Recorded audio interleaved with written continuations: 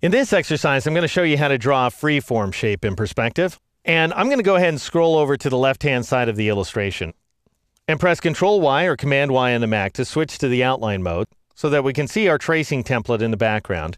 Notice that I'm not all that scrupulously following the contours of this building. This right-hand wall is way too large. However, that's artistic license for you, of course, but I would like to match this wedge-shaped front to this entryway. And I suppose I could draw it as a rectangle and a triangle, and I'll start that way just so you can see how that works. But there's a better way of approaching this shape, as we'll see. So I'm going to press Control-Y or Command-Y to switch back to the preview mode. And then I'm going to go ahead and grab my rectangle tool. Now notice when I have one of the Perspective Savvy tools selected, that the cursor updates to show me which pane is active. So if I see that little down pointing arrowhead next to the cursor, that means that the ground level is active. If I press the 1 key, I get the left pointing arrowhead that shows me that the left pane is active. If I press the 3 key, I get the right pointing arrowhead that shows me that the right pane is active. Now, of course, I want the left pane in this case, and another way to switch panes is to go ahead and select an object that's on that pane.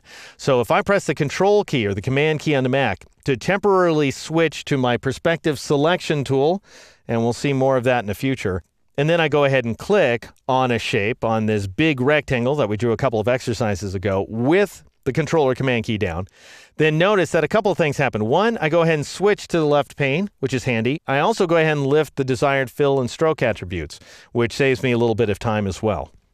So I'm going to go ahead and drag from the bottom right corner, I think is what I want this time around, up and to the left like so, in order to roughly get that shape into place. I don't have smart guides on this time around, so I'm not getting exact alignment, but that's fine. I'm actually not going to keep this shape ultimately. I went ahead and drew it on the Perspective 1 layer for some reason. I need it to be in a Perspective 2 layer. So I'll go ahead and drag that orange square onto that layer. All right, the next thing I want to do is switch over to the Polygon tool, which allows me to draw triangles.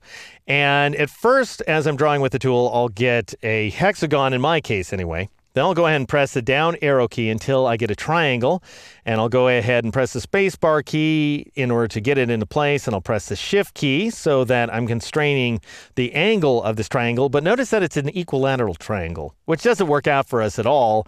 And even if I get this shape aligned properly, which I'm not going to, it's still going to be a big mess. It's going to look like that, which is not a particularly good match. I just want you to see that the Polygon tool and the Star tool, all those guys do work in perspective. But the Pen tool, as it turns out, does not. And we're going to need to take advantage of the Pen tool to get the right shape here. So I'm going to press Control-Z a few times in a row there. That'd be Command-Z on the Mac.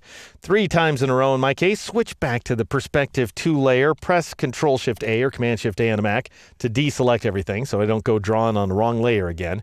And now I'm going to go back to my Rectangle tool. And I don't want to draw on any pane this time, so I'm going to press the 4 key, or I could click outside of the cube here inside the widget, and then I'm just going to go ahead and zoom out actually, so I have a little more room to work. And I'm going to draw a shape, and I know it's like in the middle of nowhere, that doesn't really matter. We're just trying to get a shape roughed into place. I'll grab my black arrow tool and move it up a little bit. Now I want to create a point at the top of the shape, and I want it to be exactly centered. So as opposed to clicking to add a point with the Pen tool, I'm going to do this. I'm going to go up to the Object menu, choose the Path command, and choose Add Anchor Points, which is going to double the number of the anchor points inside the shape. If you loaded D keys, you've got a keyboard shortcut, Control-Alt / or Command-Option / on the Mac. And now we have a point right there at the apex. Now I'll go ahead and grab my white arrow tool, and I will click off the shape for a moment, click back on that anchor point in order to select it, and then I'll drag while pressing the Shift key upward in order to raise that point. And pressing the Shift key, of course, constrains the angle of the drag so that that point remains exactly centered. I don't know if this is really the shape I want or not. I won't know until I drag it into the perspective grid, but this looks like it might be serviceable. And by the way, I didn't use the Pen tool this time around, but I could have drawn any shape with any tool out of perspective, and then you move it into perspective by going down here to the Perspective Grid tool, click and hold on it, and switch in the flyout menu to the Perspective Selection tool, which has a keyboard shortcut of Shift-V.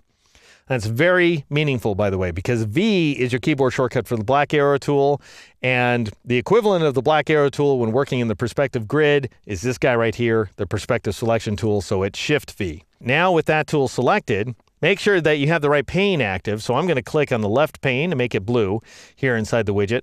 And notice that I get a cursor that has the left pointing arrowhead. And I'll go ahead and drag this entire shape. So I'll click on it, just make sure I have the entire thing, and then I'll drag it into place like so, and it automatically moves into perspective, as you can see.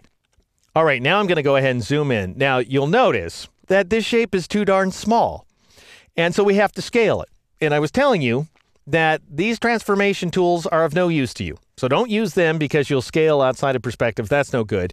You could go to the transform panel and try to increase the size of this object. And that would mean potentially entering some percentage values, and you'd have to make sure that you have the right reference point selected, and you might want to go ahead and lock down the proportions. You might not. Who knows? There's an easier way to work. Go ahead and hide that transform panel.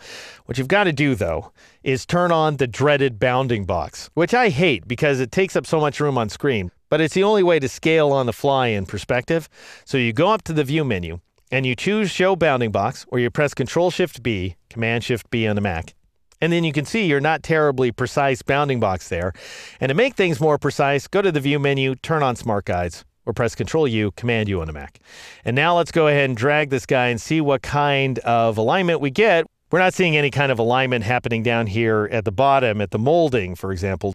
But I can't believe it. Look at that. That is such good alignment. I didn't intend for this to align so well, people. I wanted to show you what you do when things don't align properly, but I lucked out here. So what would you do if things didn't work out so well? You would go ahead and switch to the wide arrow tool. And of course, the wide arrow tool does not work in perspective, as we all know, but sometimes you just got to fudge it, because what you're really looking for is good-looking illustration. Who cares if you subscribed absolutely to the rigors of perspective drawing in Illustrator? The final result is what matters. And you know what? To give you an even clearer idea of what I'm talking about, I'm going to show you a legitimate problem when we take this path outline and move it over onto the right-hand side of the building in the very next exercise.